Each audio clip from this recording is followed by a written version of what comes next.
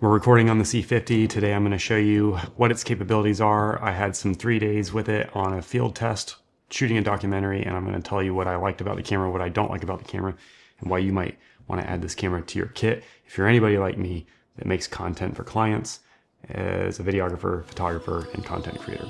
So what you read online is true. An on-camera flash, an off-camera flash for that matter, will not work on the C50. So if you're a photographer with high hopes of using that flash, I'm sad to tell you it's not going to work. Is that really true? Yeah. No. It's calling me, oh, like the rainbow, like the rainbow. It's calling me, oh, like the rainbow. And that's why the 1 terabyte is probably the better option for... It really does just feel like a little baby camcorder. Like it's like, here to make you smile for your picture. Do not say that again. Hey everyone, Alexander back at you with another video. Today, as I mentioned, we are looking at the capabilities of the C50, what it can do primarily with that open gate, with that dual record feature for long form and short form content, and can you still work with this camera even though there's no built-in NDs, no IBIS, and no traditional form factor of a cinema camera. I had 3 days to use the Canon C50, so I feel as if I'm a qualified enough YouTuber to talk to you a little bit about this camera. Let's go ahead and dive into everything I liked and disliked about the Canon C50 and have that conversation. I usually like to get, when I get a new camera, take it out, use it for a few days, get used to it, rather than jump right into a client shoot. But I asked the director of the film that we were working on if it was okay if I also use the C50 on set. And he gave me the thumbs up, said go ahead, and we used it. We filmed interviews with it, we filmed B-roll with it, I took set photography with it, I took hero shots with it. We did some great stuff with the C50, and I'm feeling confident today that I can approach this video with some knowledgeable information to share with you if you're also thinking about investing in this camera, or maybe you're just interested in cameras in general. So we'll have some positive notes, and we'll also talk about some negative notes on the C50. But overall, spoiler alert, 2 thumbs up for the C50. If you just want to leave it at that and go get the camera, by all means, go ahead. I'm not going to waste your time here. C50 is a great camera, and I would highly recommend it. First consideration is if you're a photographer, and where I might see the C50 being very beneficial is if you are a wedding photographer and videographer, content creator. I have done jobs like that where I'm hired to do photography, videography, and content creation. Content creation being more social media oriented media. This is a perfect camera to do that with one exception. You cannot use an on-camera strobe or an off-camera flash for that matter with the C50. There's no mechanical shutter, there's no hot shoe, there's no communication between your light and your camera. That is going to be a problem for wedding photographers and videographers looking to use this camera, because we all know you almost have to have a strobe. You can probably use this camera up until the reception. When the lights start getting dim, then you'll have to switch to your other camera like the R5 Mark II, which is why I mentioned the R5 Mark II might be a perfect combination.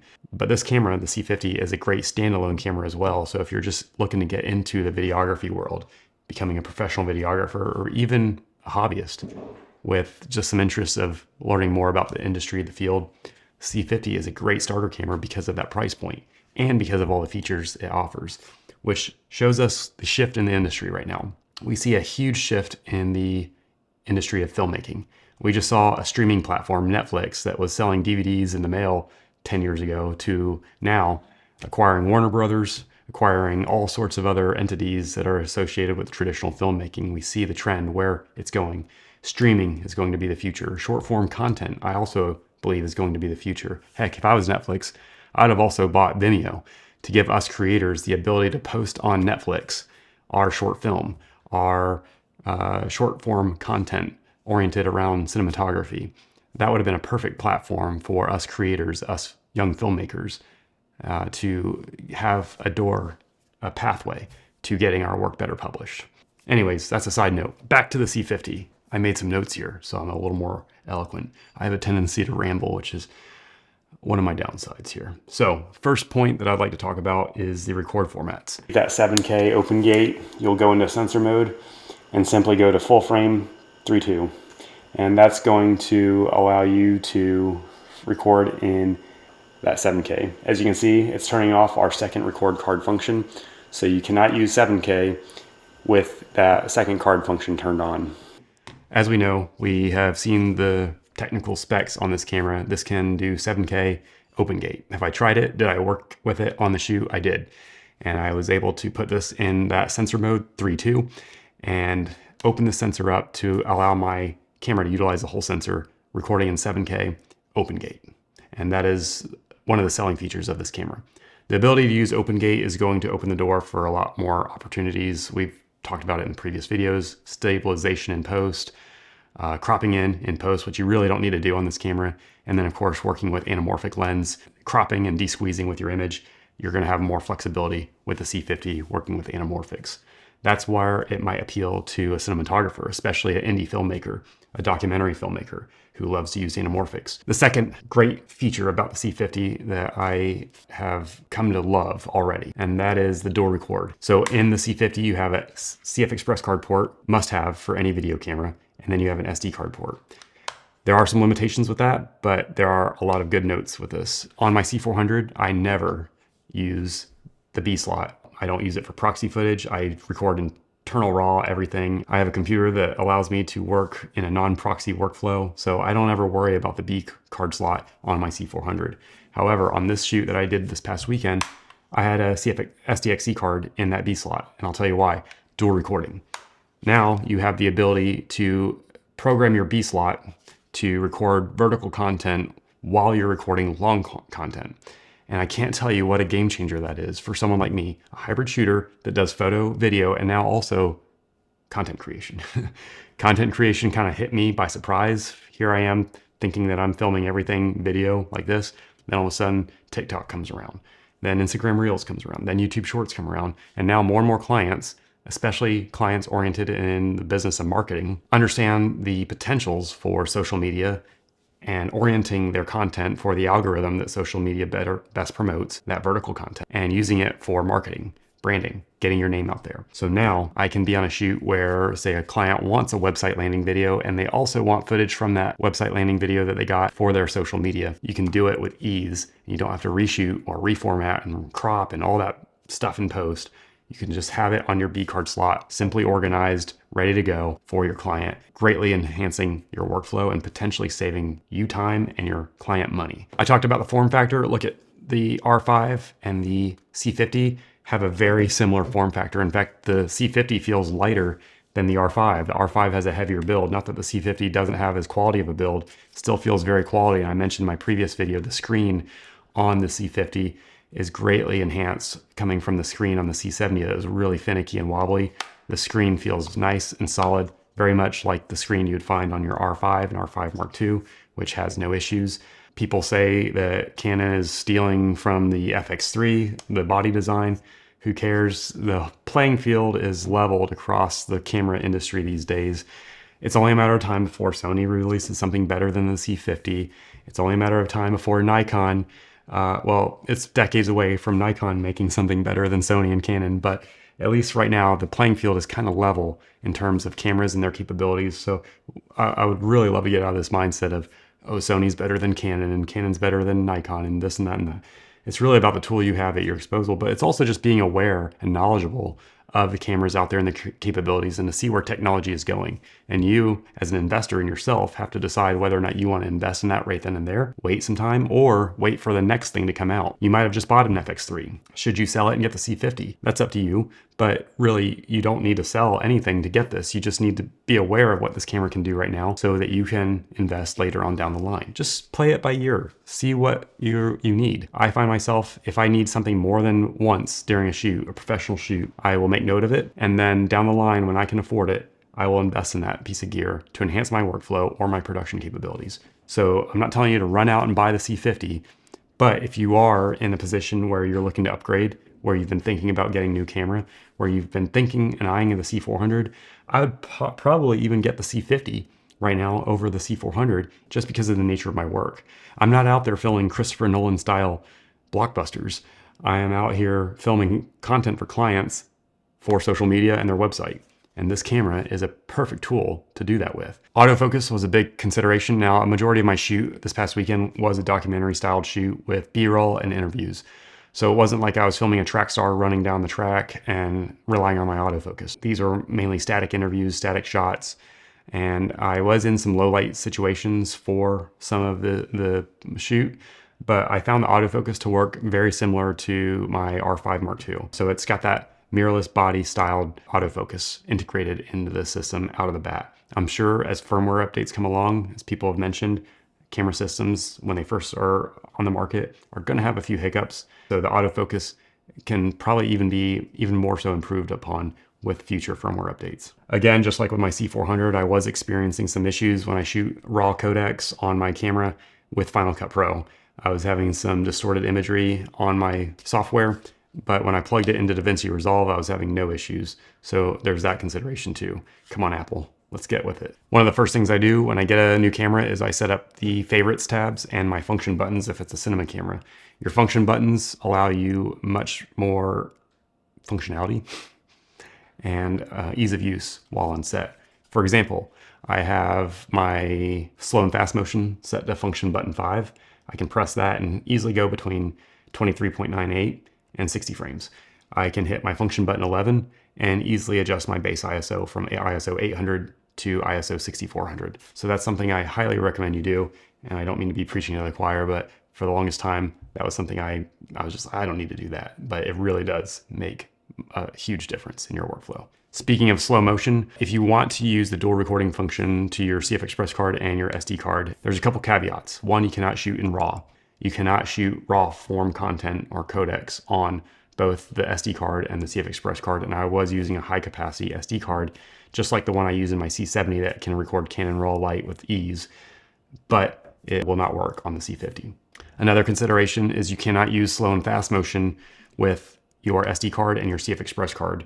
You have to use the normal recording mode. If I want to shoot slow or creative frame rates on the C50 while I'm dual recording, I cannot use slow and fast motion. I have to rely on manually adjusting my frame rate to achieve that in normal recording mode. Also to mention, we have a ton of tally lamps on this camera. We have one on the back, we have one in the front, we have another one on the top handle.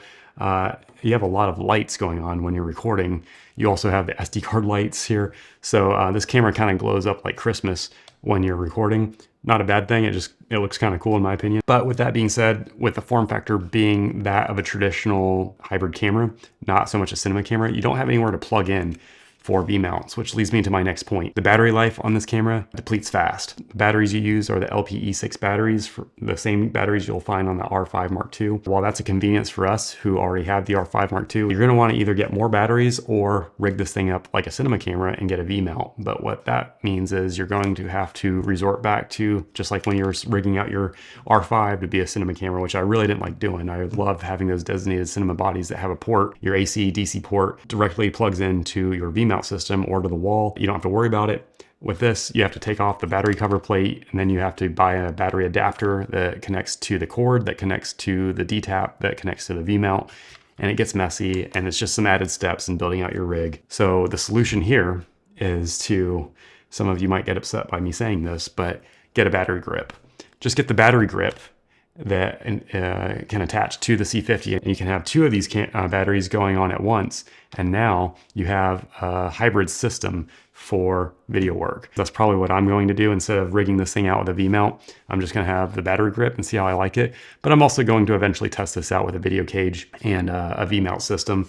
But I think, being that this camera is designed the way it is, I might find better success with mounting it out with the battery extender or that battery grip. Because these batteries, I was in, let's see, OpenGate, and I was the XFABC codec, and these batteries last 30 minutes, if that. The quality of footage in camera, it looked, and compared to the quality of footage we were getting out of the C80 and the C400 on the shoot. The filmmaker I was working for, Jeff, he had his C80 on set. I had my C400. We were using those as our primary cameras, and we were using the C50 as a third camera for the Ronin or for handheld shots, getting detail shots during the interview, such as the hands, maybe a close-up of the face. We are both opposed to using sliders or Ronins during an interview because I've mentioned it before. While it looks like an upgraded production value, having a slider on set, it just makes me feel like somebody's creeping out of the interview as we're sliding away from the subject, so I don't like using them, but I will have sometimes a third camera just to get those detail shots. So this camera is great when it comes to using it as an interview camera with a quality of footage that matches that of the C400 and the C80. There are some issues when I go to work with a dynamic range on the R5 II.